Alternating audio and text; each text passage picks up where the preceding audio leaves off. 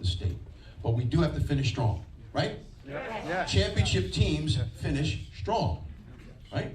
So there's a couple things I want you to know about me. First of all, you already know how fortunate we've been because of our hard work as business owners in this state. But the point I'm trying to make with the utmost humility is, I don't need the job.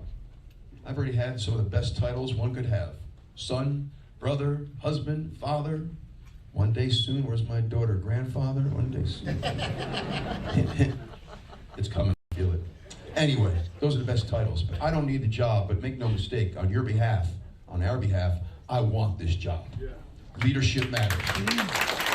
Let's fix the state that we all love. I want to be you love it too, you wouldn't be here. Number 2, I'm not owned by any special interests. There are some very powerful special interests out there that own Phil Murphy, that own my opponent, and they're out there lying each and every day because they know we're going to win this thing. But I'm not owned by any special interests. Once your governor's owned, they're compromised, and once they're compromised, they can't get it done. But the third thing I want you to know is what's most important to me. Unlike governors on both sides of the aisle over the last 40 years, every one of them on both sides of the aisle has used this position to try to get to Washington, D.C. I've been asked to run for Congress. Answer has been, always will be no. All right, just listening in there on the campaign trail, Jan Chittarelli trying to earn that spot in the governor's mansion in New Jersey. A live picture right there here on Live Now from Fox from Newark as we are in day number 6 of that government shutdown. Already implications at different airlines. A group of teens committing crimes, leaving a trail of evidence as they go. I'm Dave Spencer in Dearborn, how one crime led to another and what police are still looking for. Crime numbers here in Detroit we haven't seen since the 1960s. I'm Jessica Dupnack. It is good news, but there is some context to keep in mind with those new numbers. We'll explain up next. Detroit's all decked out for Game 3 of the Tigers series with Seattle. We'll take you to a big drone show. I'm Dave Kinchin, showing you the highlights next. Working for you. Fox 2 News at 10 starts now.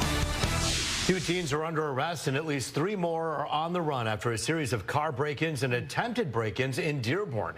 Good evening, everybody. I'm Root Bryant. And I'm Taryn Asher. Police say some of the robberies were caught on security camera. And Fox News' Dave Spencer is live in Dearborn now. And Dave, you know, at this point, with so many hits here, police have an idea who they're looking for? Yeah, they have at least 2 people in custody, but they're looking for more. And frankly, the chief of police here in Dearborn tells me that he's getting concerned because more and more of the crimes that they're seeing here in the city are being carried out by people who are younger and younger. Here we have a crew of people that are going around. He says they're teenagers. They're trying the door handles of unlocked cars, something we've probably heard before, hopping inside, stealing what they can. But in some cases, they're stealing cars. And at least one case, he says, somebody was shot trying to defend their property. Now, here's the thing. Some of these crimes are being caught on doorbell cameras. This is happening throughout the north end of Dearborn. And that video shows 2 vehicles that are seemingly working together, according to police, targeting cars, as I mentioned, that are parked along the street or in driveways. Typically, then a teen will hop out of the back seat, try the handles of those cars, take what they can, in some cases press the ignition button, and if you left your fob in the car, well, they're able to steal it and take it for a joyride. And the chief says that his department took 6 reports over the weekend. He's convinced they're connected to other crimes in other cities involving a shooting in Redford, I should say.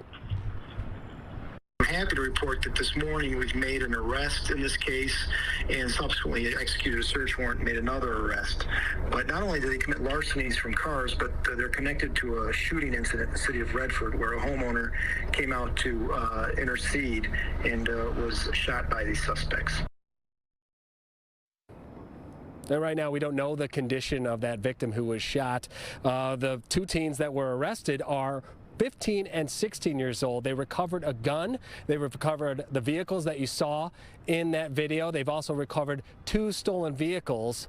There's more to come on this, though. The police says this is all part of a disturbing trend that he's noticing. We're going to cover that angle coming up at 11 tonight on The Edge. For now, reporting live in Dearborn, Dave Spencer, Fox 2 News.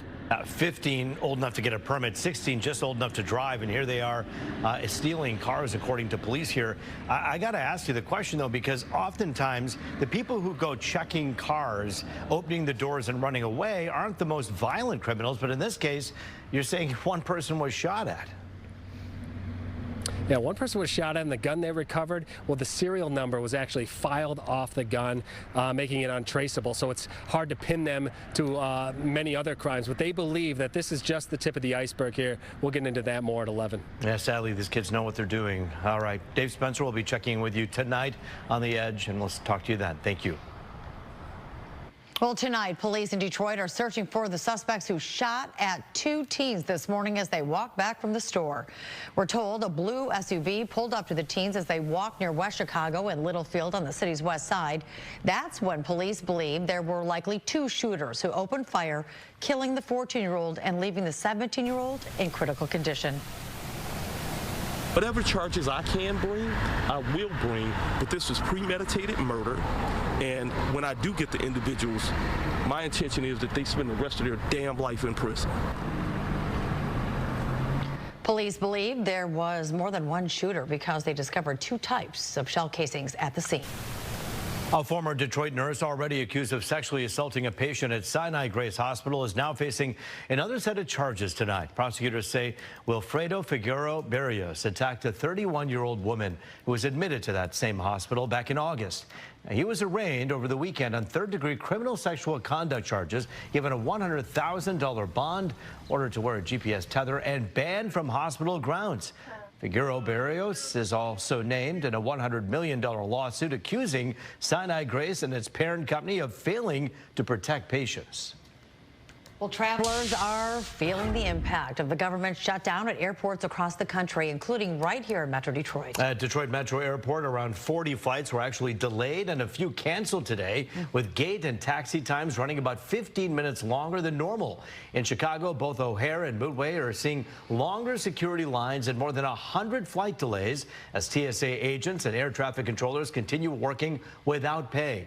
And in Burbank, California, the air traffic control tower is currently unstaffed after controllers called out, forcing regional towers to take over. Officials say the longer the shutdown lasts, the more likely travelers will see staffing shortages, safety inspection delays, and more travel disruptions. Well, it may not feel like it, but city leaders say Detroit's crime rates are at a historical low. And they say they have the numbers to prove it. Fox News' Jessica Dupnack tracking those numbers for us tonight. Jess. Yeah, there was quite a bit to unpack, but big picture, Rupen Taryn, is that crime is trending downward here in Detroit compared to the last few years. That is the good news. Now, the metrics that they laid out today, nonviolent crime, and they use percentages to break down homicide numbers, non-fatal shooting, and carjacking. Collective efforts of these groups over the last few years have produced a reduction of 40% in homicides, 50% in shootings, and 67% in carjackings. New numbers rolled out Monday. In 2024, Detroit saw 203 homicides. They say the lowest number since 1965. But you have to factor in the population difference. Back then, that would be 15 per 100,000 residents murdered, compared to those 2024 numbers at 37 per 100,000 residents. The other big categories measure non-fatal shootings and carjacking. It seemed impossible. 15 carjackings a week in this city. And now we're down to less than 2. Of the crimes that do happen, Chief Todd Bettison says more are getting closed. For example, non-fatal shooting case closures soared to more than 70% last year. We're not waving the flag of success. There's much work to do.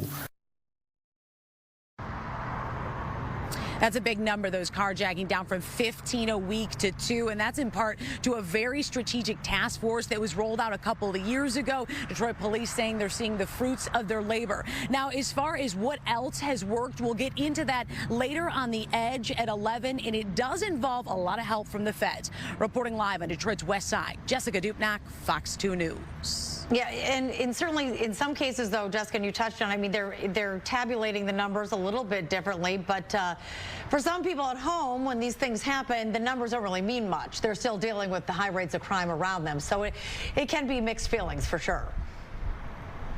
Yeah, absolutely, Taryn. I mean, just hours before this press conference was had today at Detroit Police Headquarters, there was a triple shooting involving children. Right. So that is the backdrop to all of this, and you'll hear any of those investigators say one homicide, one shooting is one too many, and their goal is to just keep continuing to crack those numbers down. Well, we look forward to your report on the Edge at 11. Thanks, Jess. Rich, over to you. And Taryn, it was another beautiful summer-like day. We had daytime highs in the middle 80s once again. You can see the daytime highs for Kalamazoo, for Detroit, Cleveland. Again, mid-80s, but things are starting to change. We're down to 72. Still a very mild evening, 71 Lansing, 70 there in Port Huron. Notice clusters of thunder showers close to Lansing and Grand Rapids. A bit of ground clutter up there near Port Huron. In fact, we can zoom in with Sky Tracker, and you can see that one area of thunder shower activity near and north of Lansing, moving off to the northeast towards Flint and Saginaw. How about baseball weather tomorrow? It's going to be cloudy and cooler. Showers in the morning will be tapering off long before we get to first pitch. So here's our forecast for tonight, down to 61. Showers come in late. Now tomorrow morning will be wet at times. We'll have an early high of 67. Look at that. Sunshine returns Wednesday, but it is going to be cooler. How about a full check of the 7-day coming up in 20? You know, downtown Detroit's going to be lit up all in Tigers orange for the big series. Game 3 coming up. We'll show you the drone show highlights next. That back-in parking nightmare in downtown Royal Oak finally coming to an end. After years of complaints, the city's making big changes on Washington Avenue, and drivers are about to get a sweet deal in the process.